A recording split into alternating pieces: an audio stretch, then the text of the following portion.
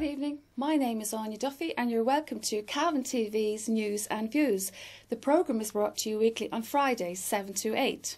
Each week we take a look at what is going on in the county and we invite guests to chat live in the studio. If you would like to be a correspondent for your area, you can email us at drumlinmedia@gmail.com, or if you have something interesting going on in your area, please do let us know.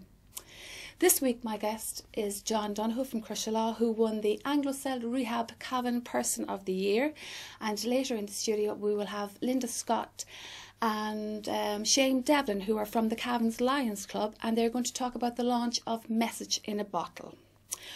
Well, what is the news like this week? Well, nationwide the weather was still the main topic of conversation. While the snowstorms have abated in Great Britain and Northern Ireland, temperatures have stayed well below normal, actually 4 degrees lower than normal. Easterly winds are constant and quite blustery at times. To date, March 2013 is recorded as the coldest March ever recorded by Met Éireann, both in Cavan and Ireland. Well, in times gone by, eviction from farmlands was usually carried out by landlords. In modern times, banks are the evictors. An elderly farmer in his 70s, Paddy Flood from Ballinacree near Oldcastle, has received a stealth eviction notice. It's to be enforced by the Westmeath County Sheriff. On behalf of the Dance Bank, formerly known as the National Irish Bank, Paddy has lived and farmed on the land for over 50 years. The problem started back in 2002-2003 when Paddy took out a loan of around €9,000. Unfortunately, he was unable to meet his repayments and the debt has spiralled now to €53,000. Paddy's neighbours are not going to stand by idly and let this happen.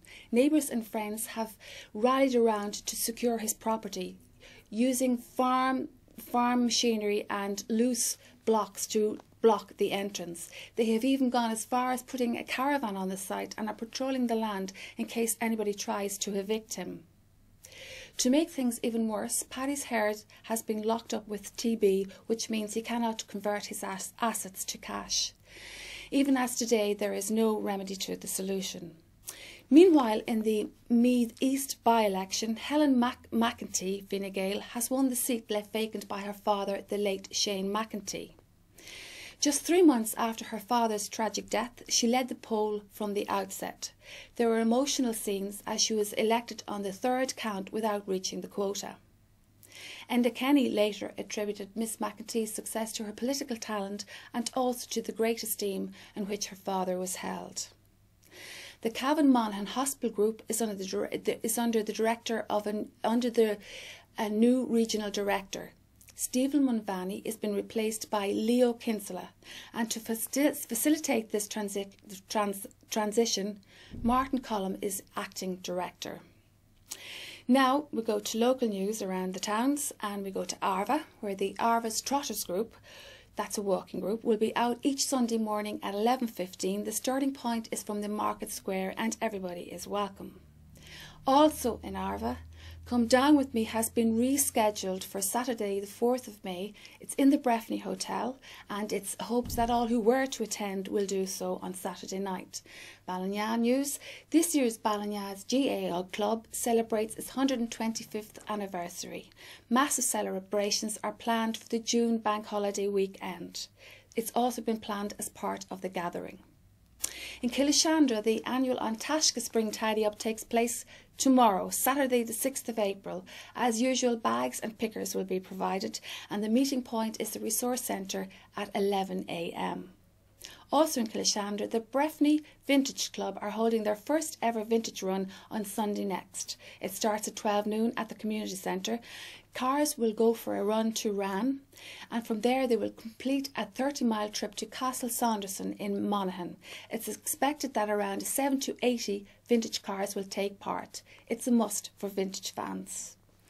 In Lavey, ballroom dancing continues every Tuesday evening from 8:30 to 10:30. It takes place in the community centre and music is by J&L Sand. Carnifane news. A whist drive will take place in McShane's on Monday night next at 8:45 PM. New players are welcome and supper will be served. Mullahoran News, the 9th annual sponsored walk, is organised for Sunday, May the 5th. It's from Ballinya to the Hideaway in Clonkivet. Sponsorship cards are available. In Lochgowna is organising its Gathering Festival. It's planned for the August Bank Holiday weekend. Further information later. Cornafane National School is asking parents wishing to enrol their school for September to do so now. Cootehill, an aptly named walking group called Happy Feet, continue to meet every Wednesday evening at 7 p.m. The meeting place is St Michael's Hall in Cootehill. Also, in Bunno near Cootehill, the Progressive 25 card game is in the community centre every Wednesday evening at 9 p.m. Again, new members welcome. Where to go and what to do in Cavan this weekend? Well, go along to the Lara Gala Variety Show this weekend. It started on Wednesday and it goes right through to Sunday. It's synonymous with superb comedy and all-round entertainment.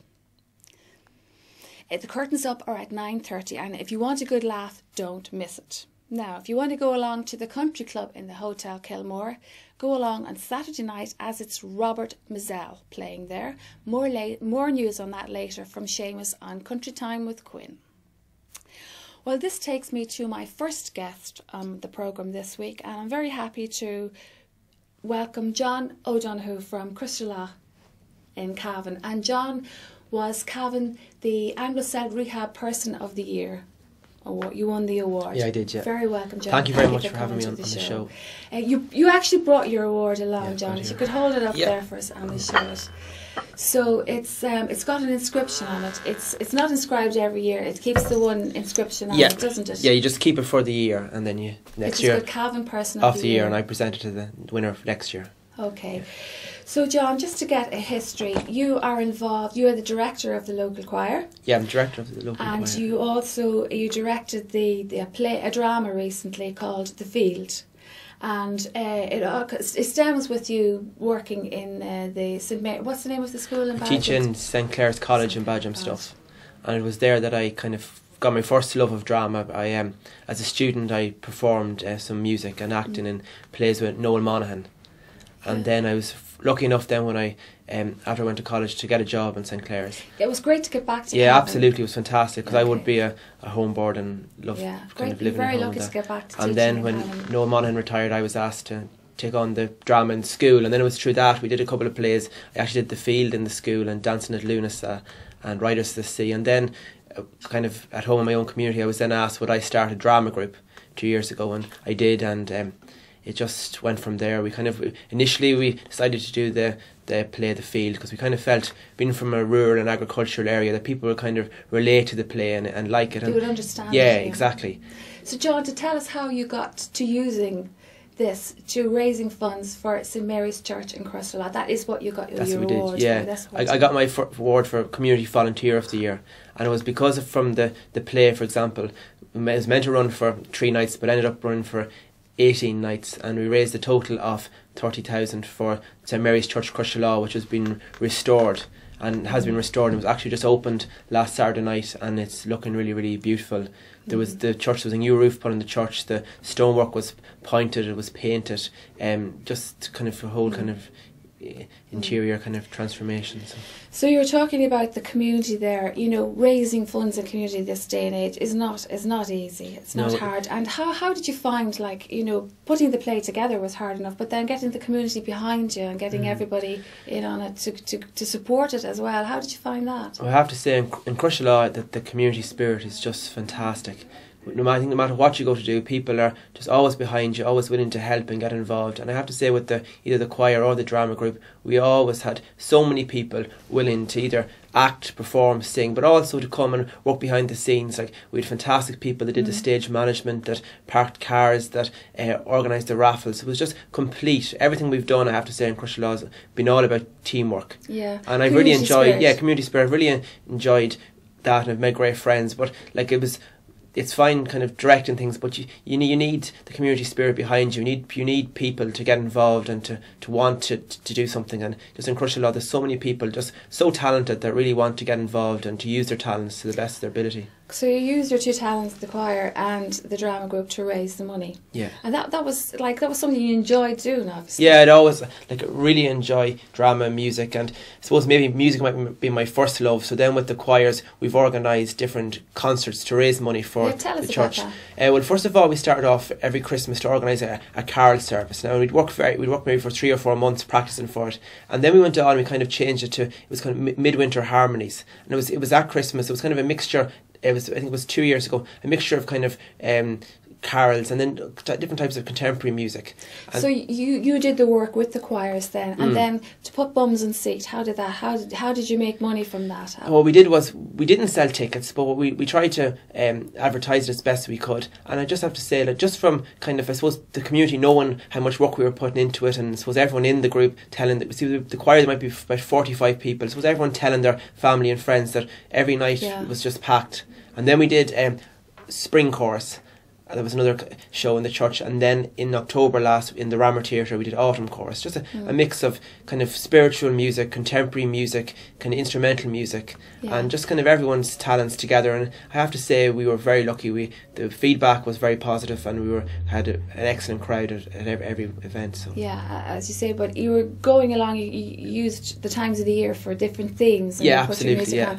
But like I'm in the Cavan Singers as well, and we kind of do things like that as well. But sometimes you feel as time goes on, you know, people get tired coming to concerts, tired supporting your concerts maybe after a couple of years. How did you keep the interest up?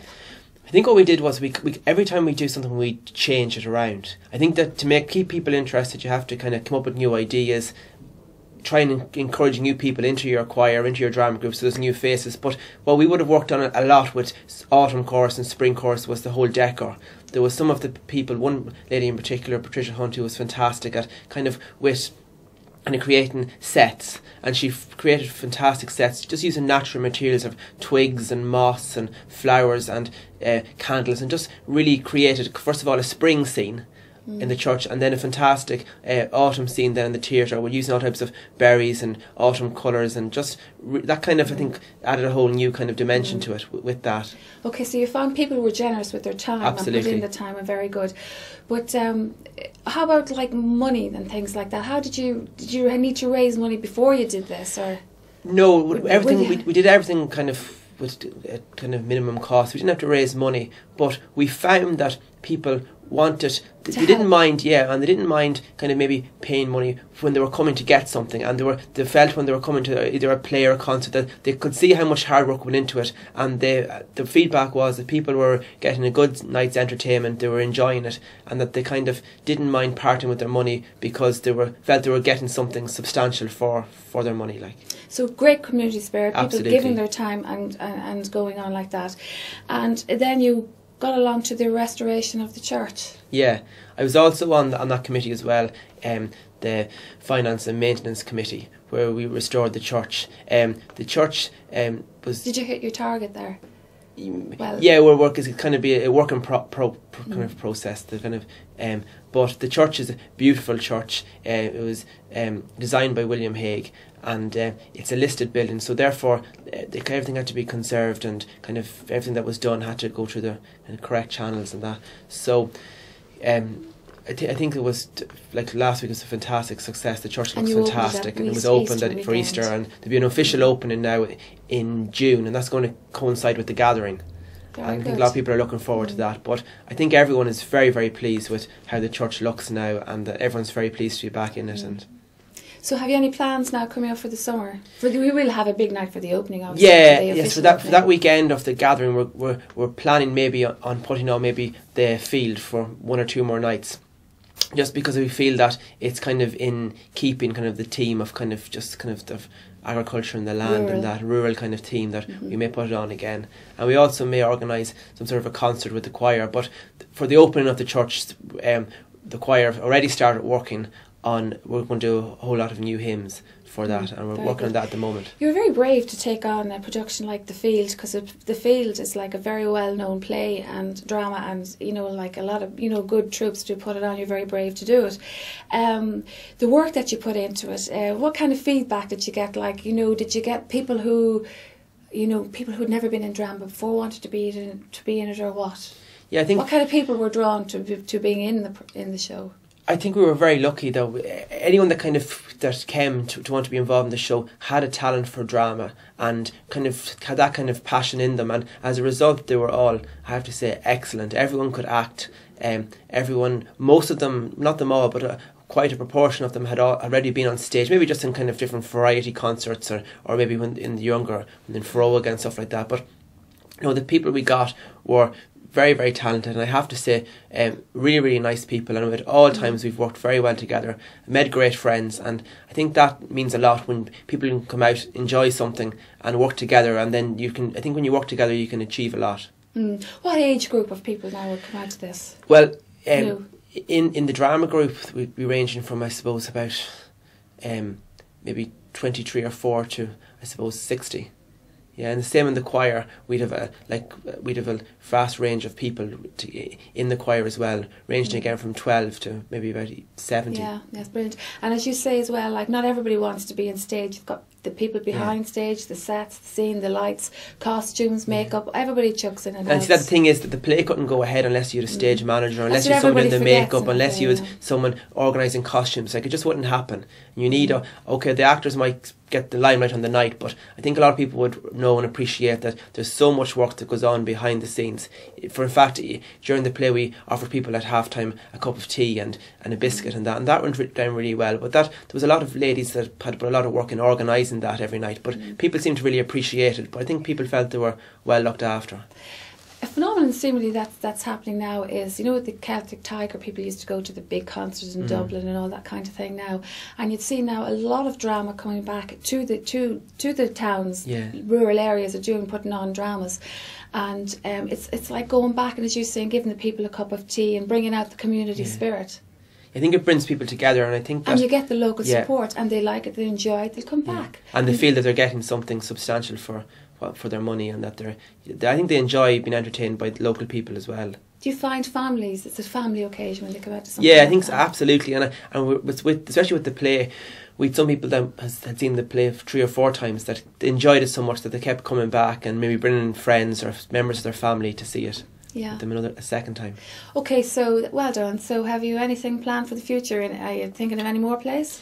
Yeah, I'd hope now maybe next September in the autumn to plan to do a different play. I haven't decided on something yet, but over the summer I'll be busy. And would you get a little bit ambitious and kind of like head for the Cavan Drama Festival or anything like that? I don't know. I think that you always have to keep moving forward, and you have to kind of keep pushing to maybe to better yourself. So we'll see what happens, but we'll definitely try and kind of achieve more. So when you're putting on a drama play like that, is there any, say somebody, like a lot of groups are starting up drama now, people are going back to what it was like a long time ago. So to start up a drama group, is there anywhere where you can get fundings to get the show on the road? Pardon the pun. Yeah, I'm not sure. You may be able to get maybe an Arts Act grant with the County Council, but we didn't apply for one of them. But maybe with the Arts Council, Arts Office, you might be able to get. Maybe, yeah. And then to join people, do you go through your school or just throw open auditions or whatever? Well, we advertised in the local newspaper and just said we're having a meeting, first of all to see if people were interested. Yeah. And then I already had known some people that were in the choir already, and the people that I was friendly with, and I kind of approached them and asked them would they be interested. So from there, after our initial meeting, we realised the people were interested and wanted to do it, so just kind of went from strength to strength then after that. So I know what it's like to be in a drama. So when people put all the hard effort into all the nights and everything, from 8 o'clock to maybe 1 o'clock at night time. So what do people get out of it?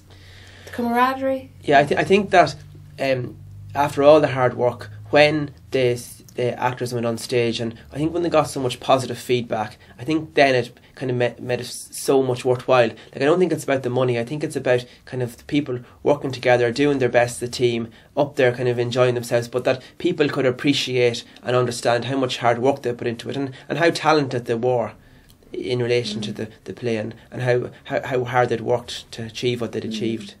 So had you any really well known actors in there, characters in the field? Is somebody who was very used to stage there to kind of to guide you or whatever? Not really. Some one or two of the actors had done a little bit of acting before, but not in a good few years. But since then, some of the actors have even gone on. There's one of the ladies now, she's in Calendar Girls, which should be on the theatre, I think, in May. Go away, Bernie McAvoy. Liz O'Hanlon it is, yeah. producing that. Bernie McAvoy is in that play now, so I know she's really enjoying that now. Is that the Calendar Girls like that was on the TV? It was, yeah. It's the play version. How are they going to do that on stage? I'm not sure now, I don't know. So, okay, so tell us a little bit about the award night. It was a gala dinner now. Tell us about that. Yeah, the award night was nice to be at that. So it you was had absolutely to have a lovely. table. Yeah, you had to have a table. You could actually bring as many guests as you wanted. I was very lucky. I think I ended up with I think it was 35 people that decided to come, just friends and family that came on the night. It was in the Kilmore Hotel. I have to say it was really well organised. Like we're just told to be there at 7:30, and I'd say we weren't there 15 minutes when we were calling for our meal.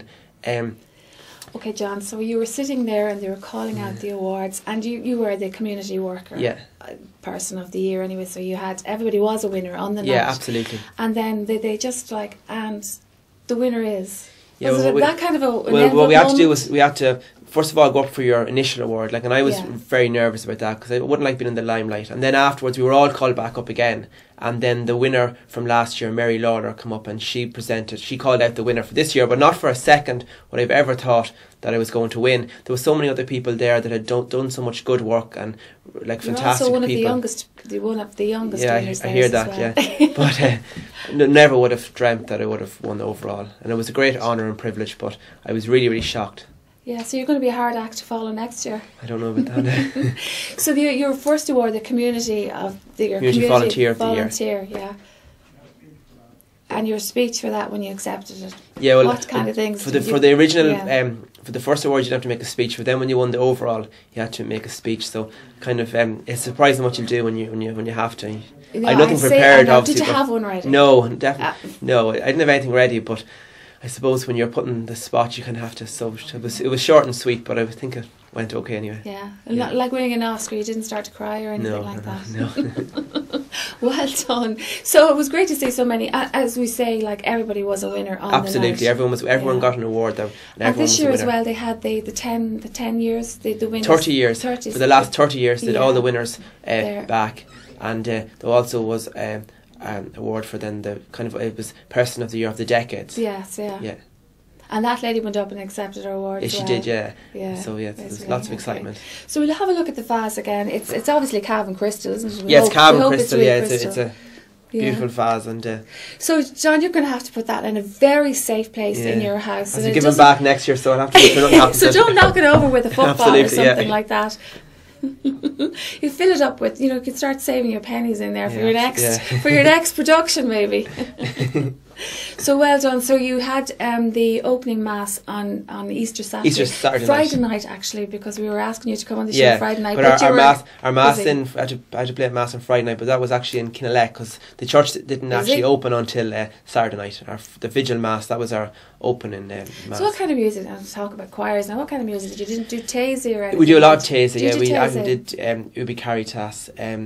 Eat the Spread. I really like Tazy music, and we do a lot of Liam Lawton, Louis Jesuit, and Tazy, the main three types of music which we do. Lovely chants and Tazy. Absolutely. Yeah. So who's your organist? Yeah, Conor Kiernan plays. We've actually got a couple of instruments. Conor Kiernan plays the keyboard, myself and my mother play guitars. I play the classical flute as well. My sister Ciara plays the classical flute, and then Emer Caldwell plays violin. We've also got some other musicians who are also excellent. Some of the O'Reillys, Amy and Chloe, and they play the whistle and barrow, and they're also some fantastic talented so musicians. I've seen that you were on the restoration committee. I'd say you have a great sound system in the chapel now. Yeah, the sound system, I have to say, is fantastic. Microphones are state of the art. Go on, tell me. There's actually a local man called Michael and Kevin Callery, and he's excellent at sound, but we had our new sound system that he put in for us for Saturday night, and we were just delighted with it. There was a really, really balanced full sound, and it's far better than we had before. Sound is very hard to get on the night. It is, yeah. Isn't that right? In the church in Gresham, there's great acoustics, but the amplification really now I think lends itself to that. So can you have like radio mics and things like? Do you do? We don't have radio mics. No, we don't. Does the priest not use that? No. But the mics we've got and the new mics are excellent, and it seemed to sound very well. I was happy with it now, so we'll. So any other things like in the church, did you put anything else into the church now when you were doing it, like? modernised things, like for the priest as well, to do mass and things like Yeah, that. there's like there was kind of no structural changes, but what they did do was they painted the whole interior. They also put in a new wooden floor, because the one in the whole church, yeah, and they've retiled the whole kind of aisles with a beautiful kind of mosaic tile. Everything's just kind of matching, and there's some lovely new brass lights, and everything kind of inside has been restored and replaced. And so how is the funds on that now, John? Is that ongoing? yeah, that'll be ongoing. So it'll be ongoing for a long time. Okay. But with the community spirit in Crushala, I'm sure that we'll. You think it's going to work? I'm very sure that with everyone working together, that we'll be able to pay it back. It'll take a while, but I think if we keep working. Yeah. So I'd say the fact that you won the award for your community work in Crushala was like giving it back to the community again. Yeah, I think so. And I think that because I couldn't have done any of my work without the community behind me, without the interest and the enthusiasm from them there. So I think that the award is not only for me, but it's for the choirs, for the drama group, but it's for the community at large. I think that they're kind of everyone in Crushala is very proud of this award. Yeah. And so you're the man of the moment now in Crushala, aren't you? So when they want anything done, funds raised, a little bit of music played here and there, John's the man now. Oh, it's nice to be able to help people out, because I think when you help them out, that they'll do the same for you, return the favour. So John, we didn't say at the beginning, but you teach in Ballyjames. Yeah, St Clair's College in Ballyjames stuff. I teach English and history. Yeah. And then drama as well. And I also teach some little bit of music as well. I work with the choirs there.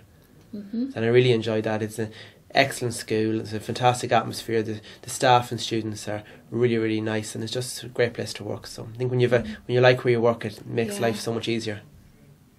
So you wouldn't have liked to be sent to just get a job in a college in Dublin? No, I would have hated that. Would you? Yeah, I really like living at home and love working locally, and I have to say it's definitely for me. I'd hate to have to move away. So do you take any notice at the moment of the Croke Park Agreement and anything like that? You know, the Teachers Association were having their meetings there at the weekend. They give the minister a really bad time. You know, they heckled him right through it. What do you feel about that now? Do you feel teachers are getting a bad? I think so. I think that teachers, and I know they work so hard outside the class. I know in Badgham stuff, so many teachers spend their lunch times after school. They really, really work hard, and they're really passionate about what they do. I think they're getting kind of, it's hard now when they try their very best for it. I know, especially in Badgham stuff, where teachers really place kind of great emphasis on holistic education.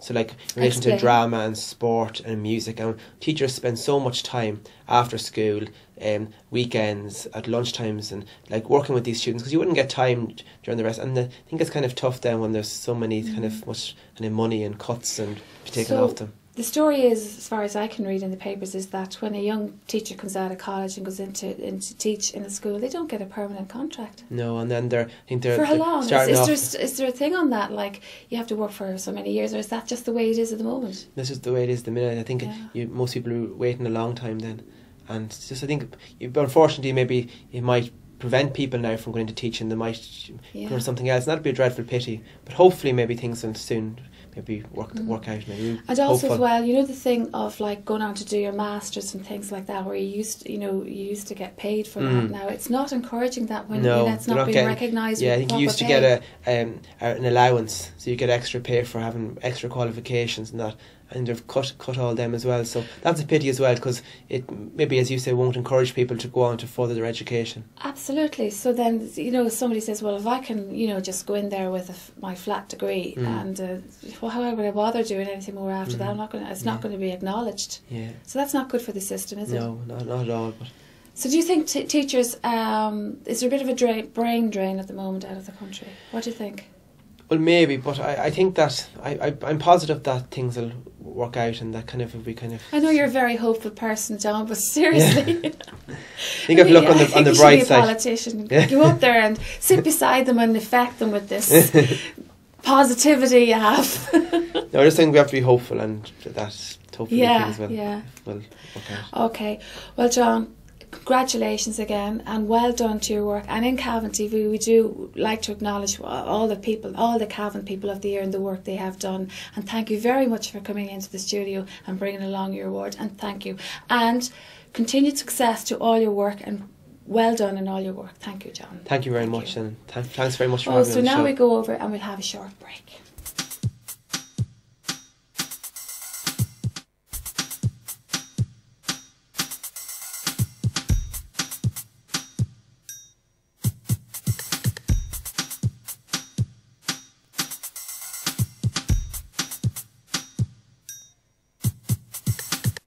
Pat Short here. You're watching Cavan TV.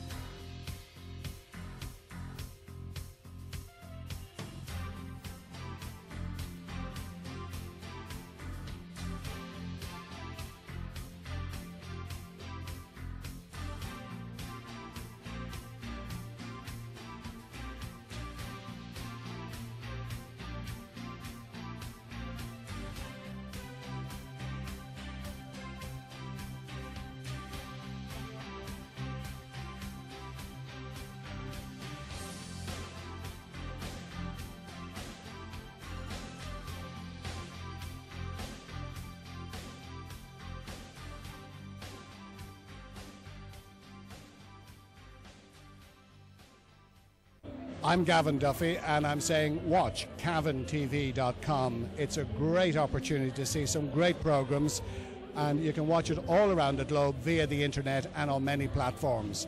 I watch it myself. Great stuff.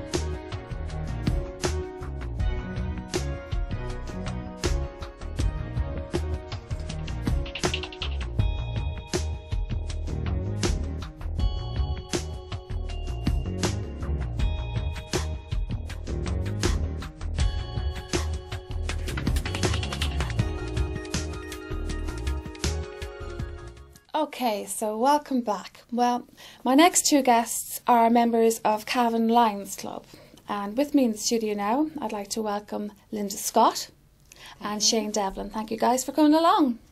Okay, so you're members of Cavan Lions Club. Okay, Lions Club.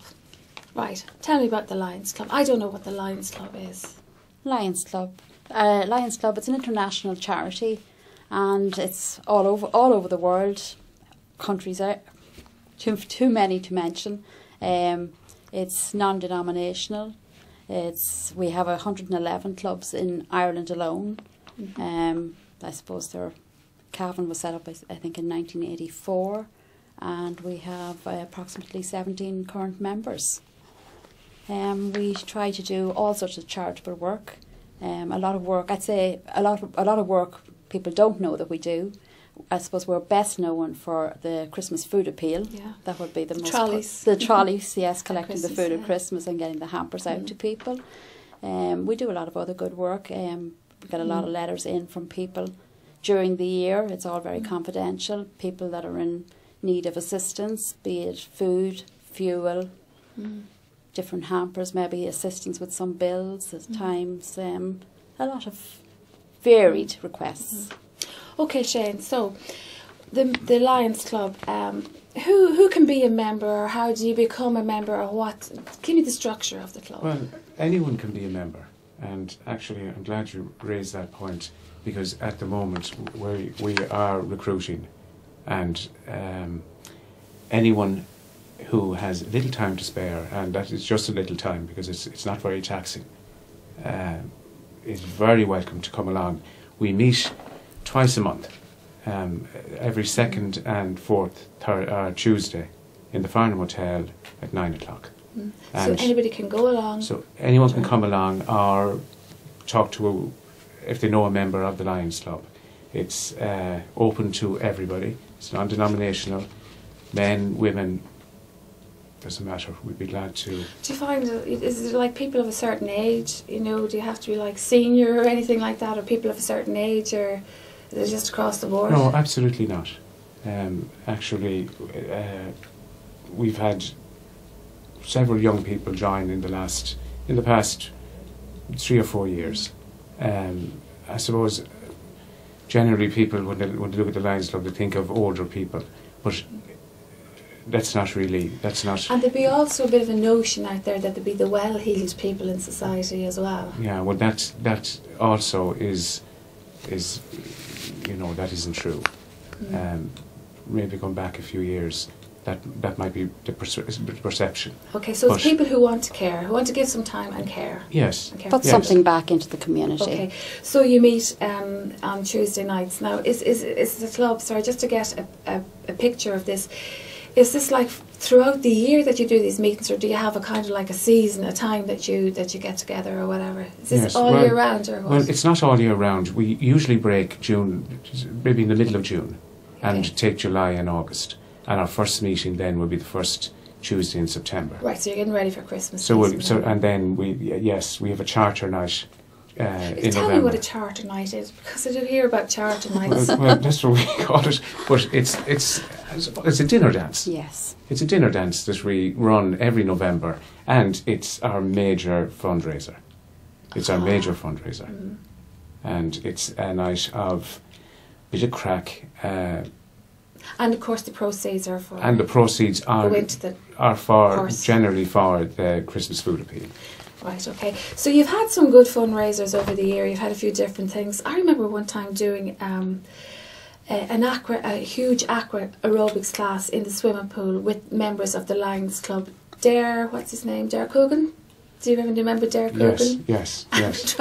we tried to have the largest aqua aerobics class in Cavan with everybody, like 50, 60 people in the pool. It was hilarious. Went well. It was a good spinner. Like for 1 hour they made like over 1,000 money, over 1,000 euros for 1 hour. Yeah, that's terrific. That was just one of the things. So you've got many things going on. We have. Yeah. It's very hard to come up with new ideas all of the time, especially in the current climate. Linda, you were saying there earlier that, in the present current economic climate, how does anybody approach? Do people approach you for help, or do you go to people, or what's the story? How does anybody get help from the Lions Club? Generally, people come to us, or somebody will write to us. It generally comes in letter form. That's the way we prefer it to come in, because obviously all decisions must go out before a committee. Letter form, it may be somebody may write in on behalf of a relative. It can be maybe a priest or a nurse may write in either. They come across people that are out in the community and come across people that needs help. So what kind of things do you do for people? Like, just let the people know what you do. Like, say somebody says, I need a new fridge or something. Is it that kind of thing you do? Not particularly, because I would say we're a small club, so we wouldn't have the funds to stretch to new appliances. Sometimes we help out with fuel, heating.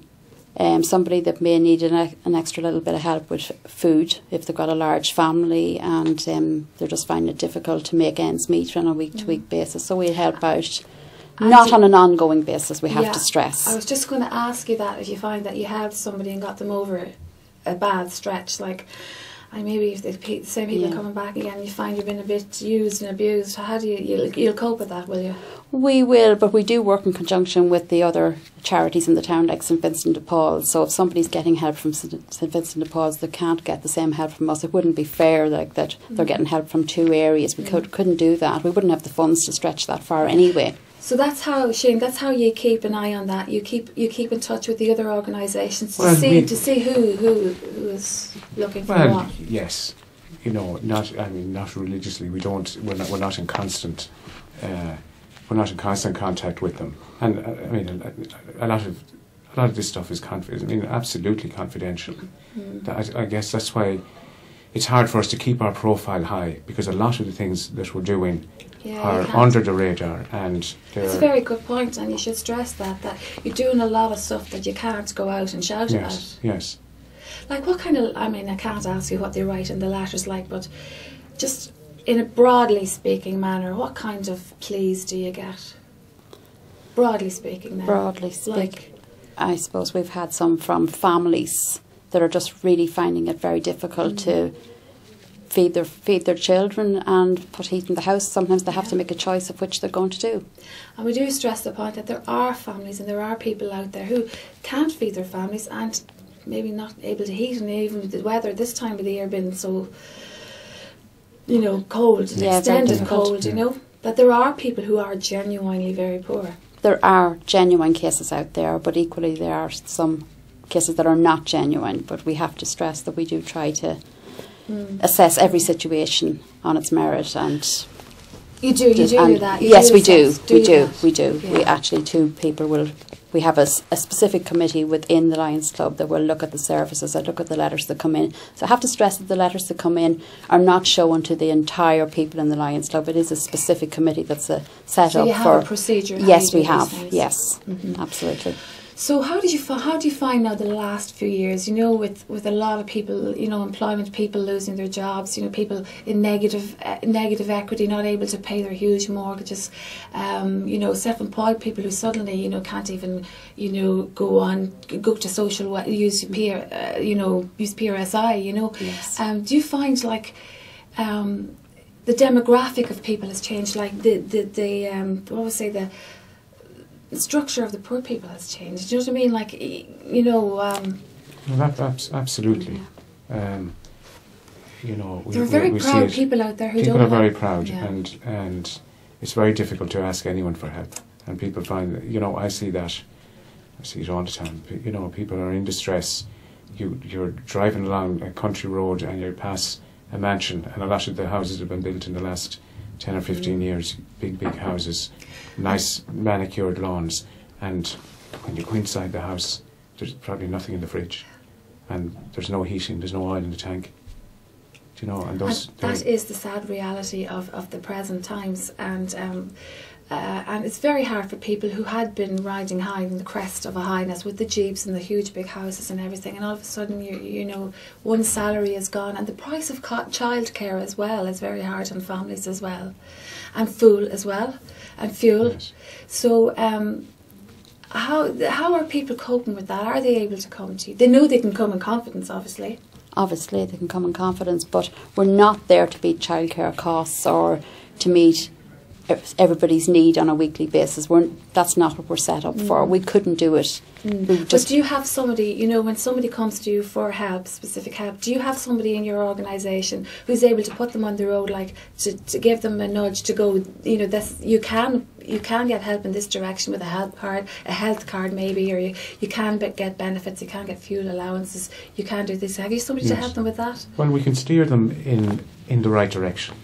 For instance, if somebody is in difficulties and they contact us, maybe we can help them on a once-off basis, and maybe you find that those people are coming back again. Well, there's some way they can organise their finances, or maybe they need, you know, their agencies, their MABs can help quite a lot with there's free with legal finances. aid as well. There's free legal aid. There's, you know, the Vincent de Paul. There are different agencies and so you can guide them to go to these to help in general, like, you know, you don't have to get the help from one area. There are loads of areas. They're maybe better equipped to deal with the situation than we are. Okay, so the Lions Club is an international group, so are you guys, like, is the international rules for every club is the same worldwide? Is Absolutely. Yes, open to men and women of all ages and all denominations. That's the way it's been set up worldwide. So there are worldwide initiatives as well as just local initiatives. We would have. But you've got all guided. You do under the same umbrella. Yes, we well do done, indeed. yeah. Okay. So just to get back to the fuel allowance to people living, you know, people who can't heat their houses in fine big houses and can't heat their houses. Fuel poverty, it's called. You know, sometimes it's not enough just to help people once, to get them out of the thing once. Like, what do you advise to people then when they literally can't afford to heat their house, they can't afford to live? What do you do then? Well, I mean, you know, our resources are limited. Yeah. Our resources are limited, and I mean, we're not we're just not capable of paying out on a continuous basis. If somebody has so you a problem, can help somebody once or twice, but you can't keep going, obviously. No. But So I mean, you know, they'll have to make. A lot of people don't know where to go. A lot of people don't realise maybe what their entitlements are. Well, that would be a way to deal with Yes. it, to let them know of their entitlements and things like that. You know, and just steer them in another direction where they will get help. But no, we wouldn't be there now to pay somebody's fuel bill week in, week out. Obviously. Unfortunately. Okay, to go back to some of your fundraisers. No, sorry, I want to talk about your new initiative now, the message in a bottle. Come on, tell us about the message in a bottle. Absolutely, we're here to promote message in a bottle. Brought you in some bottles on you. Okay. The initiative is to provide message in a bottle for little people. plastic container like you put your pills in. Absolutely, but instead of putting pills in it, we put in information. Okay, so tell us what it's all about, Linda.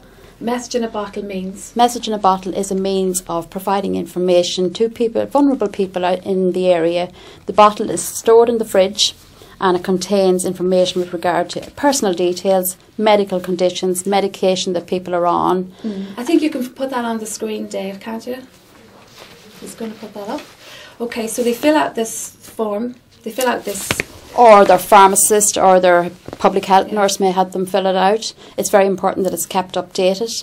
And there is a sticker which is on the front of the bottle, goes onto the front door and onto the back door of the house. And it's also put onto the refrigerator door. So if somebody comes into the house and they find a person in distress, unconscious or unable to remember That's a very good idea, what medication they're on, they immediately know that the information is in the fridge.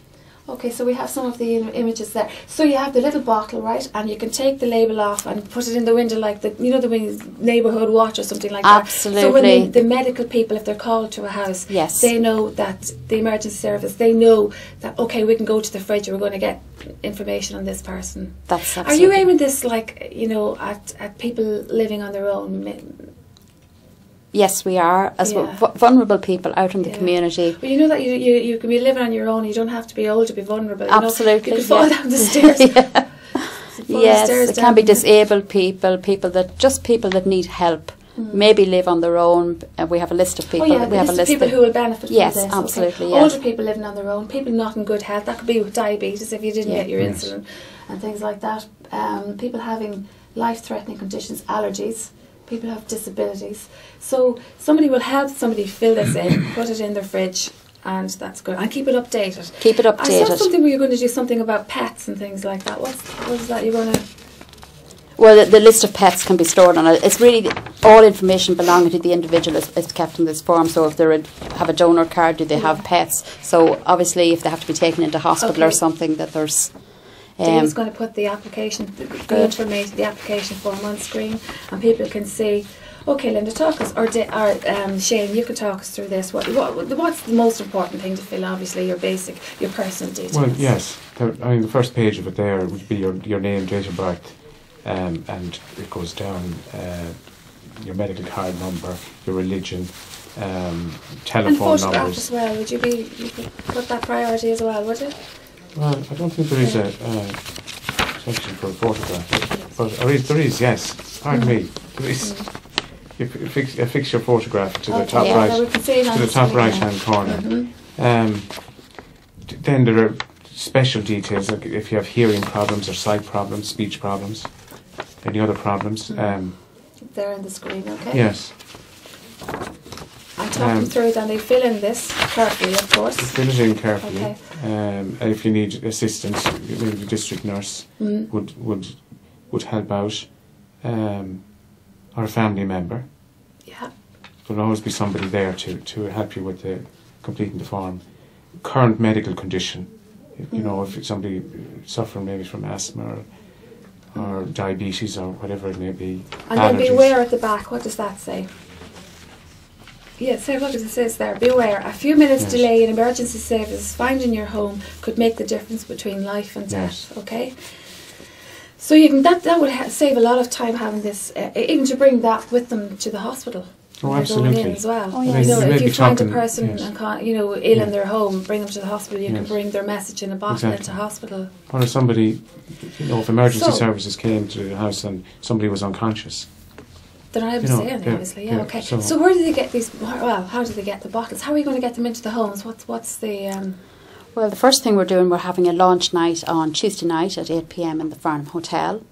We have invited a lot of people along, but it's an open invitation to everybody. We've actually advertised it in the local paper. So everybody is welcome. There's no charge, and the bottles are supplied free of charge as well. So they can be collected there. We can be rang. Any Lions Club Okay, member so can be. there's the launch. It's in the Farnham next Tuesday night at 8 p.m. You can go along there and you can get your bottle and put your message in it. Okay, and there's no admission or anything. No, and this is absolutely not. sponsored by the Lions Club. Absolutely, yes, it is. Free of charge to anybody. Again, if somebody wants to come along or knows some people that may benefit of having these bottles in their houses, they're Will welcome you give to them come a along. talk on the night about filling in the form and the benefits? And Yes, we will Yes. have a number of speakers. you will have speakers on the night. Yes. Okay. And did you ask any other groups along, like Positive Age or anybody like that, to come along on your night? Yes. Are you working? Are you working in tandem with any of those? We've invited all of the local groups along. Positive Age, the Good Morning programme. We've put it out to Cavan Community Forum. Primary Care Unit, HSC are Oh, involved that's- as well. The local pharmacists. Well, that's cutting across the Yes. whole board there. So we've That's tried to great. get it out Yeah. there. Yeah. So we're just looking for people to come. We want to get the bottles out there. We have the bottles. We need to get them out into the community. Okay, Shane, that's great. Now, as well as that, I'd like you to talk about maybe just how for people to be a little bit more safety conscious in their home as well, to mind themselves in the home, to mind themselves better in the homes, like avoid accidents in the homes. Well, that's, people living on their own. They're not, everyone isn't living on their own, but it's, it's important to take precautions and to Lock be your careful doors, and lock your doors and that sort of thing. Obviously, if you have, people, when you do get this bottle, or if you take up the option, did you put up the stickers? And, Yeah. that when the emergency service do arrive, or whoever what was called, straight away that they know that there is a bottle there and all that information will be available. And I'm sure it'll be very beneficial to hospitals and A&E units. It would be brilliant for hospitals, actually, if this is brought in. When you're for brought a in, patient. somebody brought in maybe in the middle of the night, that they immediately know what that person was suffering from and what medication they were on. It's all very And as well, important. you made a very good point there earlier as well, that they keep it updated. Like if Yes. something new crops up, Yes, keep it yes. updated. Well, pharmacists will be in a position to do that if medication if they've changed, if a person has changed, or medication has changed for some reason, or they're on You have something made else. the HSC, the emergency services are familiar with this, of course. Yes, Yeah. yes. And Well, they will GPs, be yeah. attending. They will be attending. Oh, they're Tuesday coming on the night. launch night as well. Yes, Yeah, okay, yes. so there'll be everybody. So we hope Very to have good. everyone. I hope there's a good turnout now. Okay, that's brilliant. Well done. So that's great. Thank you very much for coming along to the studio, and we wish you the very best with your launch night. I'm sure it will be a great success. It's a brilliant idea. Okay, thanks very much, Shane, Thank for you. coming in, and Linda. Thank you very much, Anya. Thank you. Well, that takes me to the end of this week's programme. I'd like to thank my guest, John Donohoe, Cavan Person of the Year, and to the two members of the Lions Club, to Linda Scott and Shane Devlin, for coming into the studio with their message in a bottle. So from me, take care, have a good weekend, and do take care.